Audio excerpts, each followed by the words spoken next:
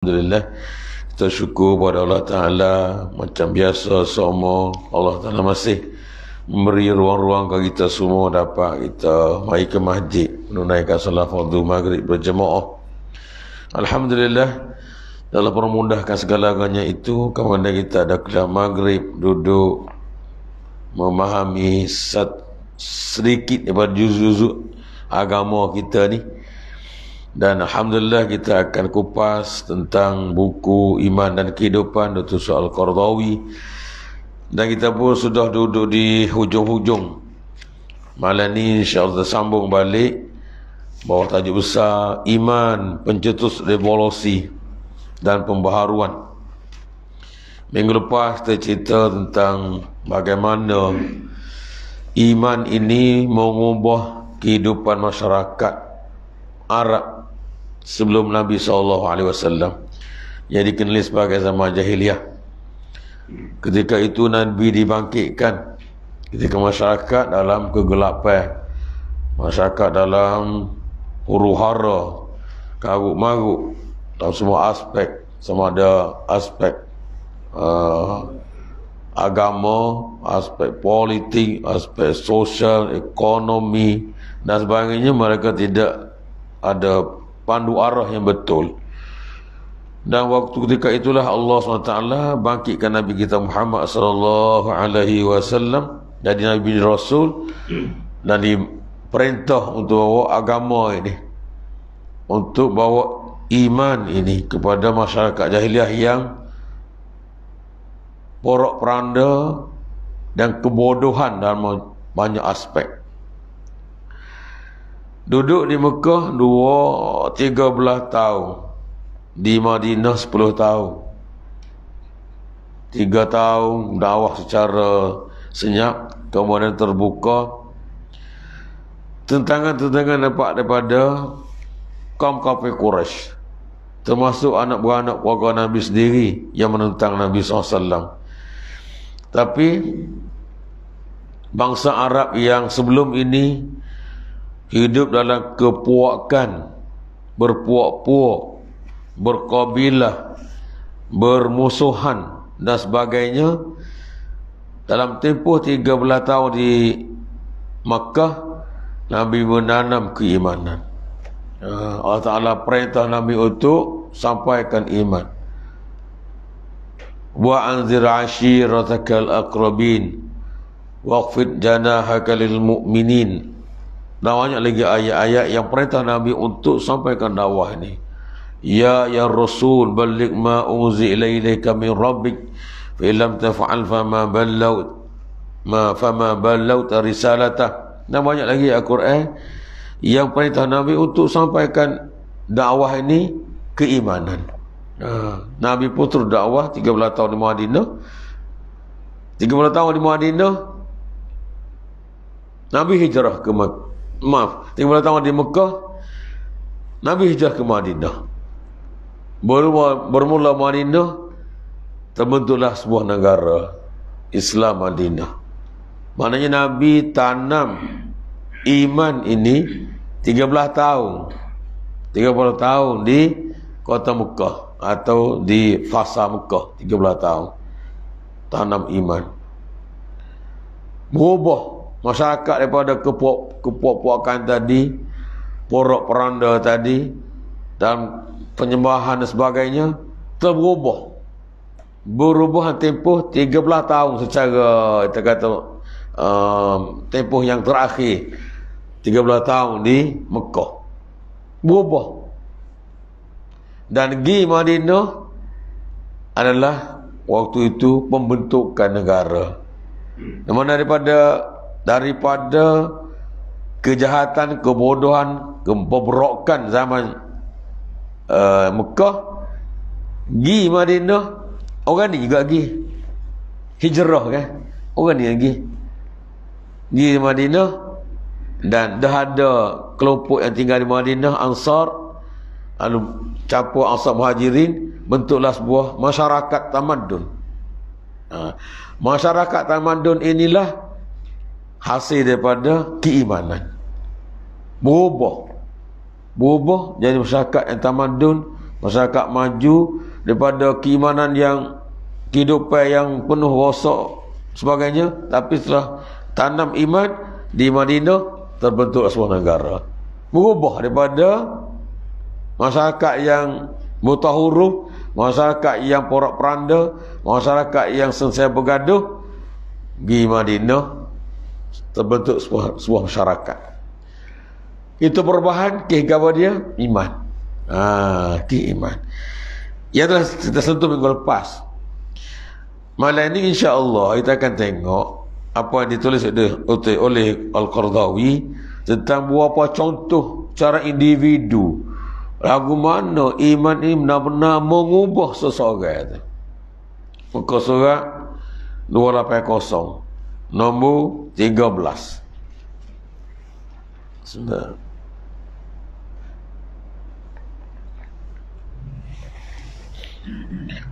Qardawi bawa beberapa contoh individu dua zaman. Zaman jahiliyah dan zaman Islam setelah dapat iman. Kita perhati, kita tengok insya-Allah apa yang nak sampai Qardawi tentang bahawa iman itu bawa perubahan. Iman mencetus perubahan, iman mencetus revolusi kepada yang lebih baik. Nombor 13. Pengaruh iman itu bagi pembaharuan.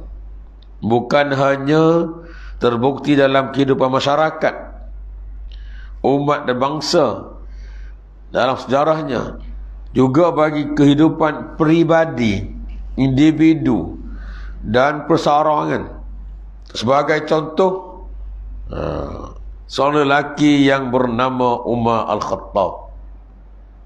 Nama Sayyidina Umar radhiyallahu anhu, selalu kita duk kecek kat bab-bab email ni, banyak contoh Sayyidina Umar. Lama kita perhatilah, Qardawi bawa contoh Sayyidina Umar secara peribadi. Tengok peribadi Sayyidina Umar ni, zaman jahiliyah, zaman keimanan. Dan seorang wanita bernama Khonsa. Perubahan sikap Umar Khattab radhiyallahu anhu sebelum meluk agama Islam jauh sekali bezanya dari sikap hidup dan tindakannya sesudah Islam, dan keimanan berpengaruh dalam jiwanya. Begitu juga Khonsa. Okey, hadis sekalian. Sayyidina Umar, kalau tahu bawa contoh Sayyidina Umar, tengok dua zaman kehidupan dia.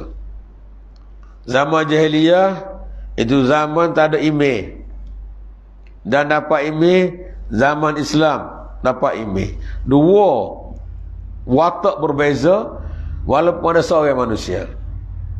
Tu kalau lagi sebut dah gitu pun dalam kita dah baca bahawa apabila orang itu menerima iman, maka akan berlaku perubahan watak walaupun dia orang yang sama. Sebelum beriman lagu ni, setelah beriman lagu ni berubah. Sayyidina Umar lah contoh dia bawa. Sayyidina Umar, kita tengok dia kata apa dia kata. Sayyidina Umar di masa jahiliyah jauh dari mempergunakan akal dan fikirannya. Dia turut menyembah patung berhala yang dibuatnya sendiri. Dibuat roti. Pertama dia sembah berhala. Kita tak jahat-jahat kita lahir-lahir dalam agama Islam dah, mak ayah kita Islam dah, kita pun tubik Islam lah, tak ada semua berhala kita ni. Tapi cara zahir tak ada semua berhala lah, ada pergi sembah berhala di apa tu tupak tu anak kampung buruk-buruk ni. Mana tak ada lagi sembah berhala gitu, atau pergi di Batu Keh ke, tak ada lah, tak ada. Cuma hak CP tu berhala tonggeng dak lah, tapi hak sikit-sikit tu tu ada juga uduh-uduh. Tapi tak apalah, nak rakyat kita ni lahir-lahir tak semua berhala, tak pergi sembah ketik di kampung dok, tak pergi atau kampung bala dak baca, tak ada pergi mana, tak ada lah kita ni. Sayyidina Umar dia sembah berhala. Sembah berhala ni besar. Syirik besar apa berhala ni? Syirik besar, semua orang jelas-jelas. Ya, semua jelas-jelas. Syirik besar. Sayyidina Umar sembah berhala. Dia sebut sini ni Sayyidina Umar sembah berhala yang dibuat dari roti. Kemudian setelah perutnya lapar, roti itu dimakan untuk mengenyangkan perutnya. Ada satu kisah. Satu kisah lagi ni tentang dia sembah berhala lah. Sayyidina Umar zaman jahiliah sembah berhala. Ni buat roti, ada satu kisah buat daripada buah tamar. Buat berhala dan buah tamar. Musim tak ada makan ni, pergi makan lah. Kuti ambil buah tamar tu makan. Kuti telinga, kuti tangi, makan. Nah, ayat apa ialah dia semua berhala. Sayyidina Umar ni. Semua berhala. Kemudian setelah perutnya lapar, roti itu dimakan untuk menyenangkan perutnya. Tambahan lagi, dia tidak mempunyai perasaan belas kasihan sampai menguburkan seorang puterinya hidup-hidup. Ni selalu kita dengar ada kisah ini. Allahu a'lam.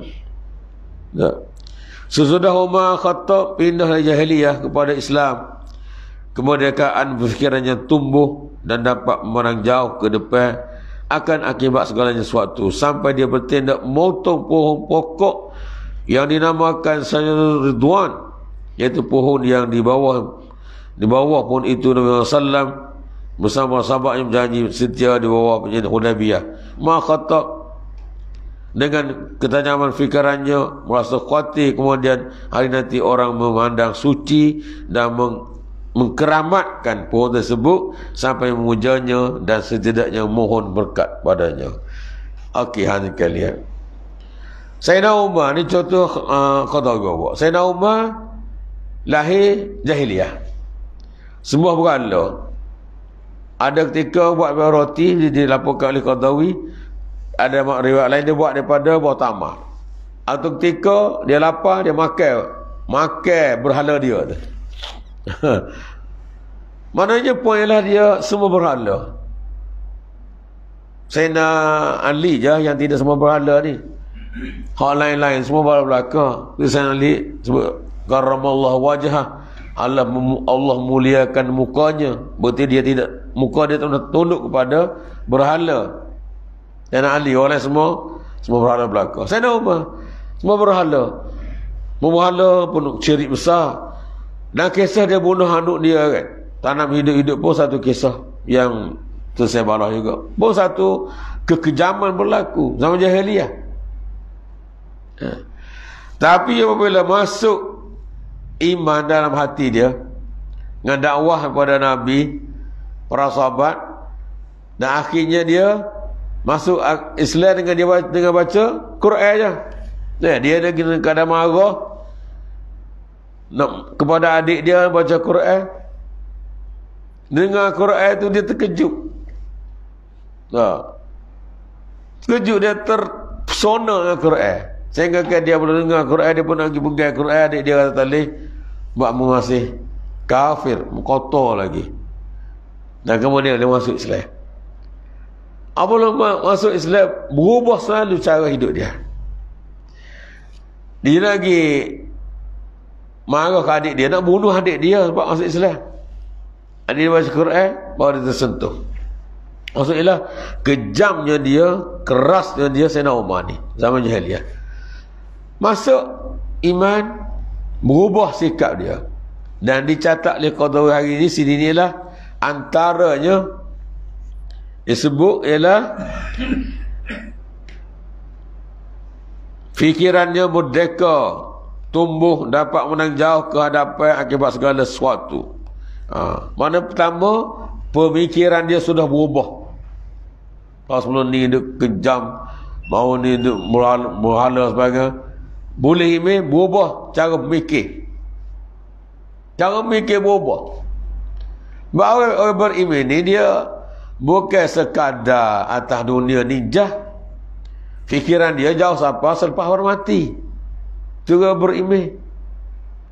Jadi Sayyidina Umar ni jauh lah. Nah kita pun hari ni hadirin kalian, kita hari ni berimej ni bukan tengok atas darat ni je, tak. Tengok atas darat, atas dunia ni, oh ni habislah kita. Tak, kita nu akhirat. Itulah Nabi sebut satu hadis Nabi, al-kaisu man dan nafsu,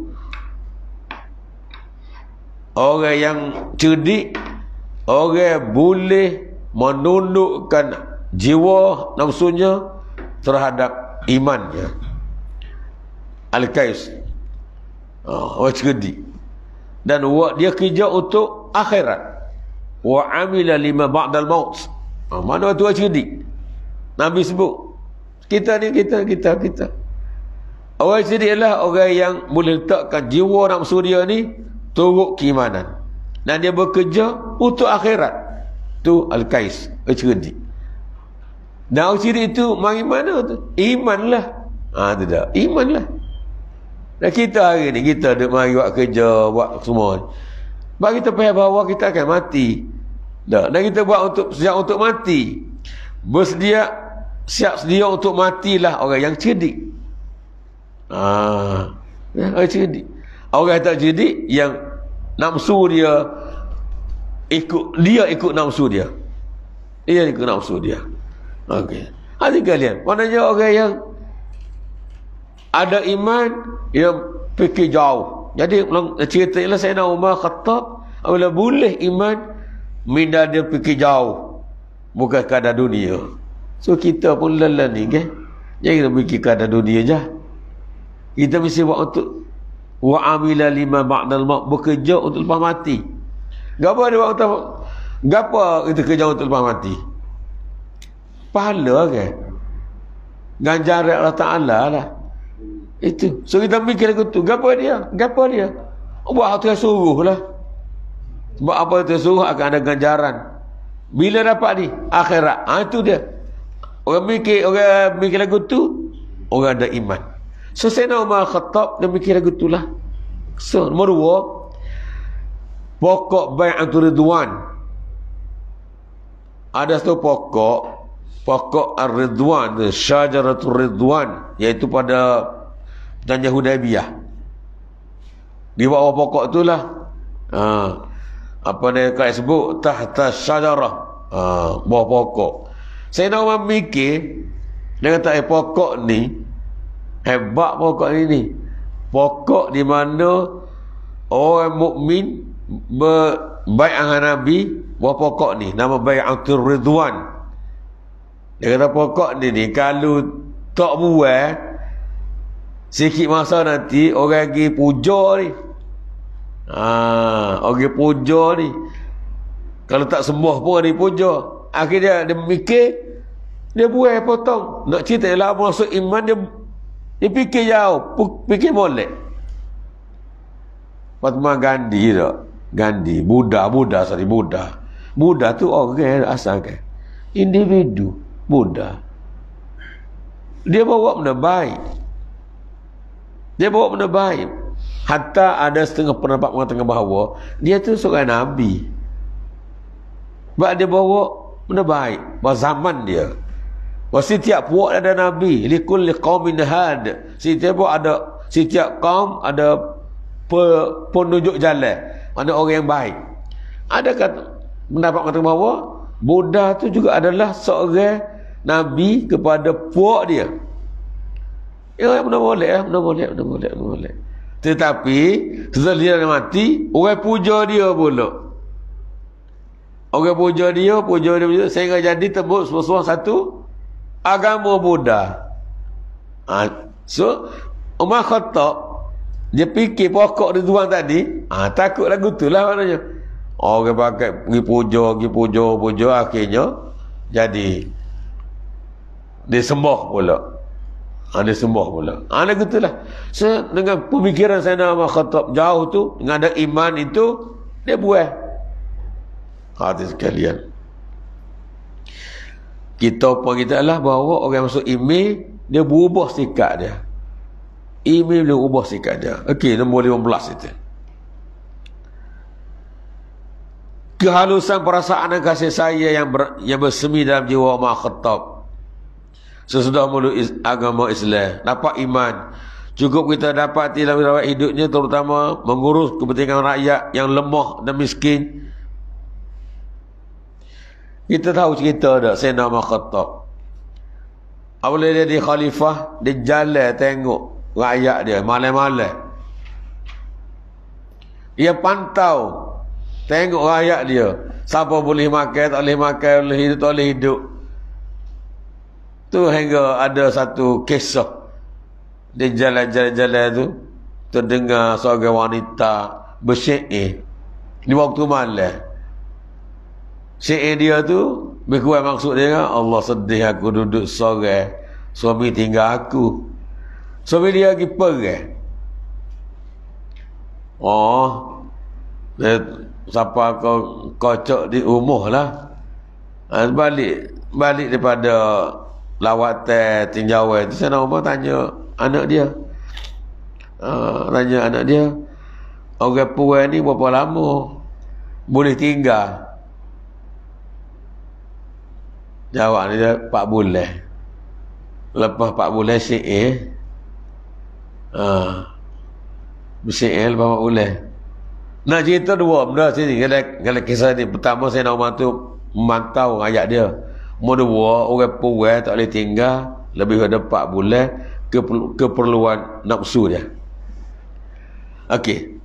Jadi Sayyidina Umar Khattab, kalau kita tengok dia jalan, walaupun sebelum Dawa jahiliyah tu kasar, bengi, bunuh orang sebagainya, tapi bila pok dapat iman, jadi khalifah pula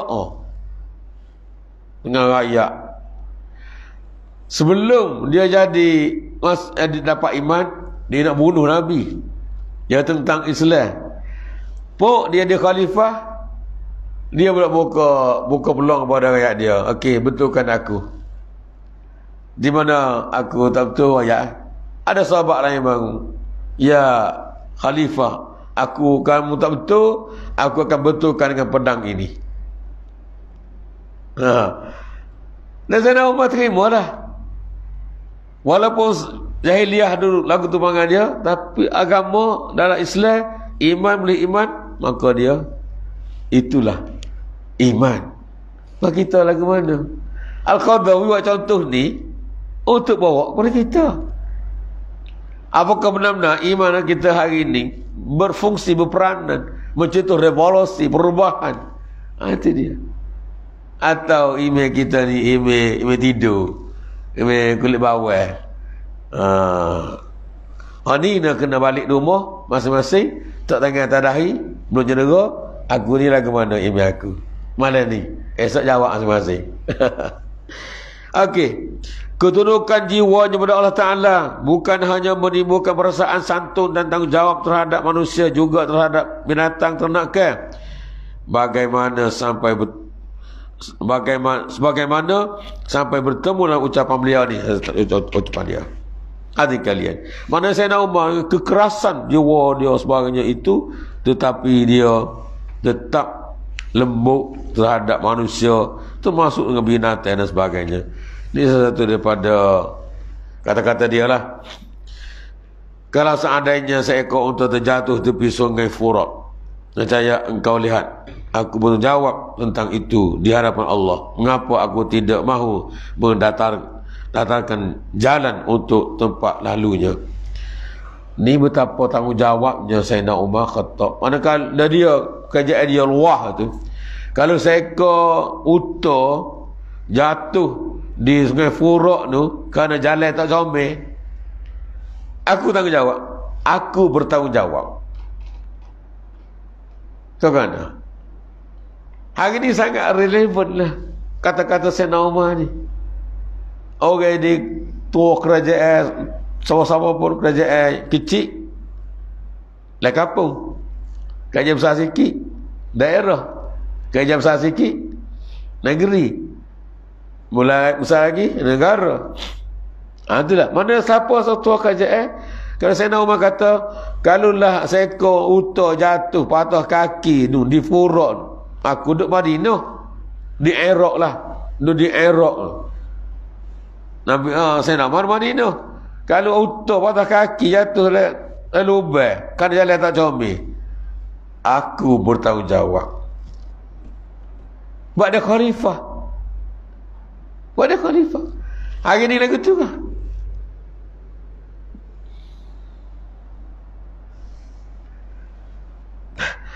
Tambah-tambah lepas banjir kan. Lepas banjir lubang banyak. Musim banjir air banyak. Ya. Air takut ada atas jalan juga. Berubah. Kereta mari kan. Supaya duduk korek lubang. Bawa habis banjir. Berubah. Mana hak tanggungjawab? Mesti betul balik lah. Kan kita ambil kata-kata Sayyidina Umar ni. Sayyidina Umar siapa lagu tu tanggungjawab dia? Okey, poin yang sebut ialah Sayyidina Umar ni walaupun jahat, bengi, bekin jahiliah, pok bagi dia lapak iman, berubah begitu. Tu Sayyidina Umar Khattab hadirin kalian.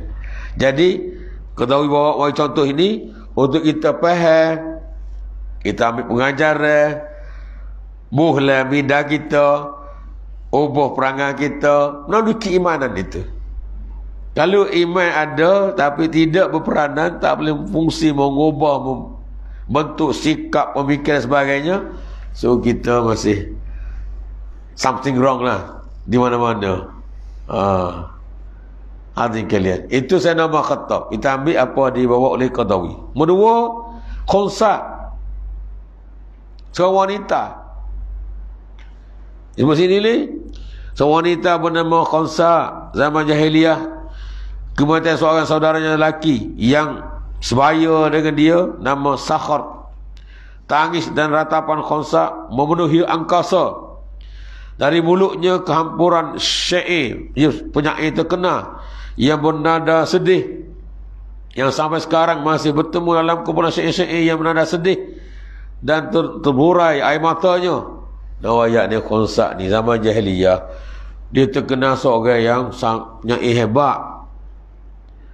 Ketika adik-adik dia mati, Sakhar nama. Oh, dia bersyair, dia merau. Oh, begitulah mana betapa dia ni over lah zaman jahiliyah. Oh, dia ni dia kahwin dengan Rawahah, ada dapat 4 orang anak ni. Dan dia mati pada tahun 24 Hijrah. Zaman Sayyidina Uthman Affan ni. Buat tengok tu syair dia tu.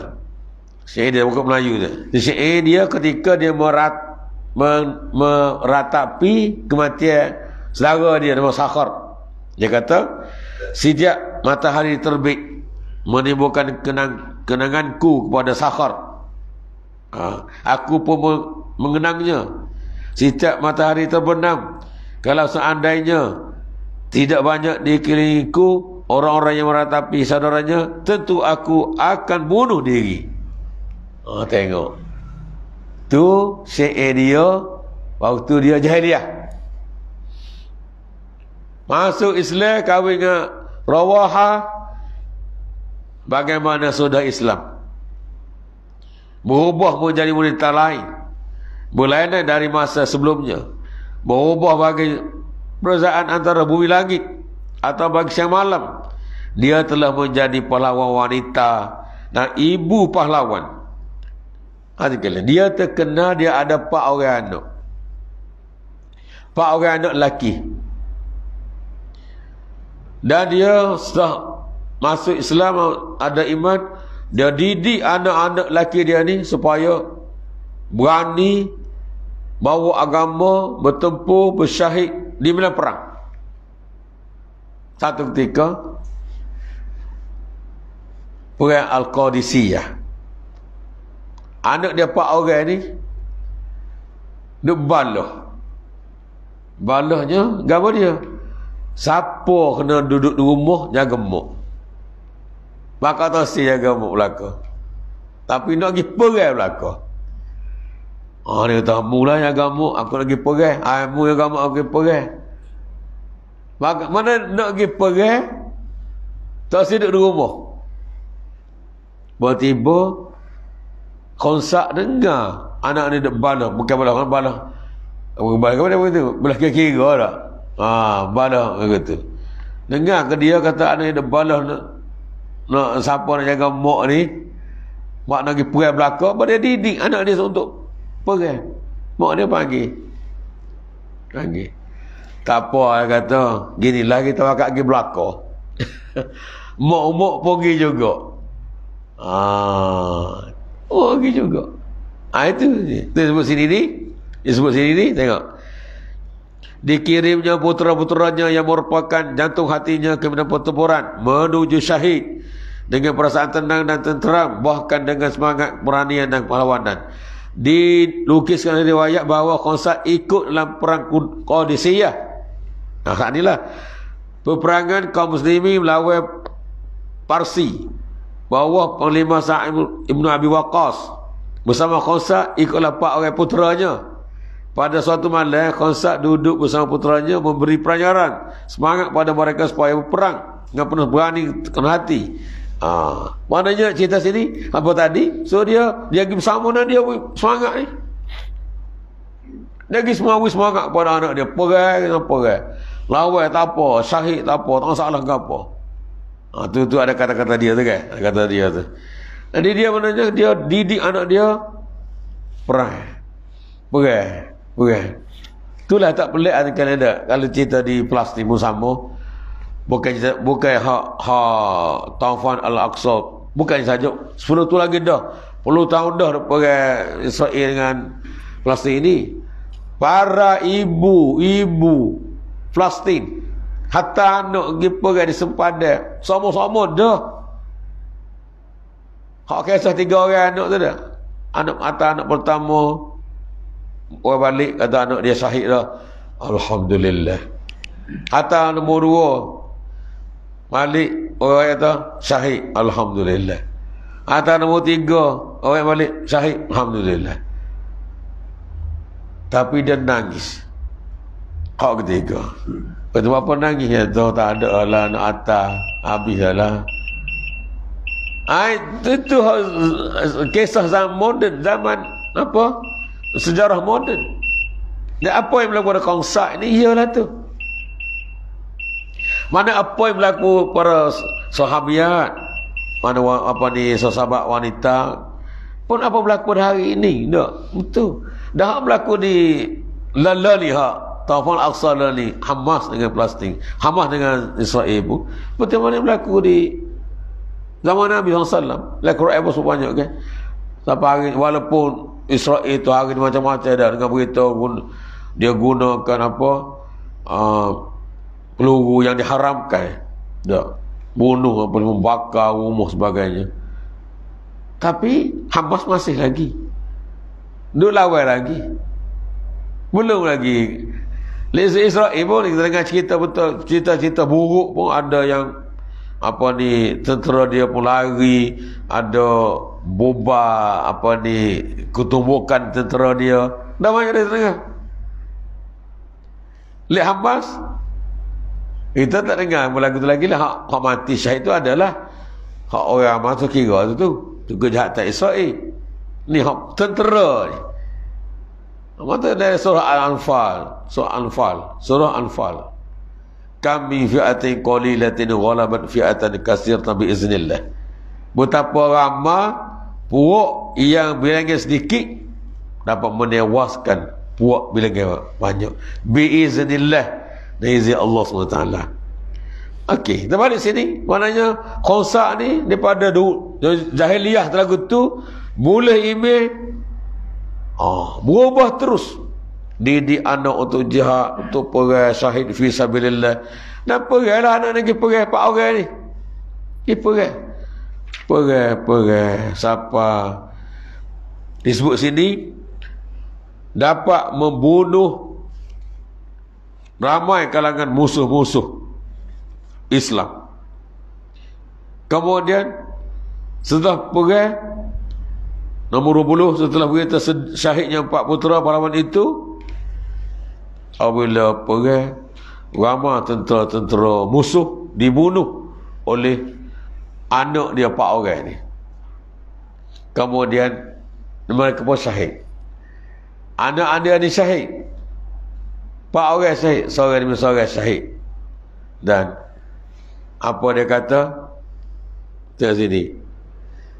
Setelah berita syahidnya 4 putera pahlawan itu sampai kepada Khonsa, dia bukan tanpa pipi, tidak memukul dada, tidak merobek baju di dada, bukan meratap, bukan memurai air mata, melainkan disambutnya peristiwa itu dengan keimanan orang-orang sabar. Keluarlah ucapan bunyi, segenap puji untuk Allah yang telah memberikan kemuliaan padaku dengan tewas mereka, dan aku mengharap kurnia dari ilahi untuk mengumpulkan aku bersama mereka di tempat rahmat dari Allah Ta'ala syurga nanti. Itu iman. Itu iman. Mana biar tak apa nak mati syahid fisabilillah, jumpa di akhirat nanti di syurga Allah Subhanahu Wa Ta'ala. Itu dia. Allahu Akbar. Kita tahu Allah Alhamdulillah. Itu 2 contoh. Satu lagi nombor 1 tu. Kita habis sikit ya. Satu lagi diriwayatkan oleh Muslim, mengenai pengaruh iman ni, ada seorang lelaki menjadi tetamu Rasulullah sallallahu alaihi wasallam. Rasulullah SAW menyuruh supaya diperah susu seekor kambing untuk lelaki itu. Lalu dia minum sampai habis. Kemudian baginda menyuruh merah satu susu kambing yang kedua, lagi itu minum habis. Kemudian kambing yang ketiga, keempat, selanjutnya sampai 7 ekor kambing. Dan lelaki itu menghabiskan semua susu perahan 7 ekor kambing. Banyak tu. Waktu tu waktu jahiliyah. Dalam itu lelaki tadi dibuka hatinya untuk meluk agama Islam. Setelah dia minum habis susu dia perah tu 7 ekor susu kambing, banyak. Dia pun terbuka hati, meluk Islam, nampak iman. Di hari dia telah menjadi seorang Muslim beriman, menyatakan kepada Allah SWT Rasulnya. Pagi itu Rasulullah menyuruh murah satu seekor kambing, dan laki itu dipersilakan minum. Kemudian pula satu lagi keluar, tapi laki itu tidak sanggup lagi menambah minumannya. Kalau hari sebelum ni makan 7 ekor minum habis dia geli. Tapi lepuk Islam, esok dengan Nabi suruh purah pula seekor kambing, dia minum habis. Nabi suruh purah keluar pula, dia kata cukup dah, tasir lah, cukup lah. Nak rakyat lapang lah. Pok boleh iman, berubah selalu sikap. Itu poinnya. Berubah sikap selalu. Okey, apa kata Nabi? Setelah dia taksi, minum dah waktu, Nabi bersabda, sesungguhnya orang yang beriman itu minum dengan 1 perut, sedang orang kafir minum dengan 7 perut. Okey, banyak. Hati-hati kalian. 3 contoh pribadi yang Qadai bawa. Pertama Umar Khattab, 2 Khonsa, 3 seorang lelaki bersama Nabi. Ini adalah pengaruh iman. Kerana iman mereka berubah jadi baik, jadi jauh dalam semua aspek. Maka rumusannya lah soalan untuk kita fikirkan bersama. Kita lah ke mana? Nah, kita dari satu hari ke satu hari lah, ke mana kita? Iman kita. Allahu Akbar. Jadi pakar-pakar fikirkan. Kita kata insyaAllah dulu. So habislah tajuk ni. Kita berdepan apa, masuk tajuk yang khususnya ialah itu mempertingkat prestasi kerja. Wallahu ta'ala a'lam bissawab. Bismillahirrahmanirrahim. Alhamdulillah rabbil alamin, wassalatu wassalamu ala Rasulillah wa ala alihi wa sahbihi ajma'in. Allahumma ja'alna minal ladzina yastami'una al-qawla wa yattabi'una ahsana. Allahumma anfa'na bima 'allamtana wa 'allimna ma jahilna wa zidna 'ilman nafi'a. Wa sallallahu ala sayyidina Muhammad wa ala alihi wa sahbihi ajma'in, walhamdulillahi rabbil alamin.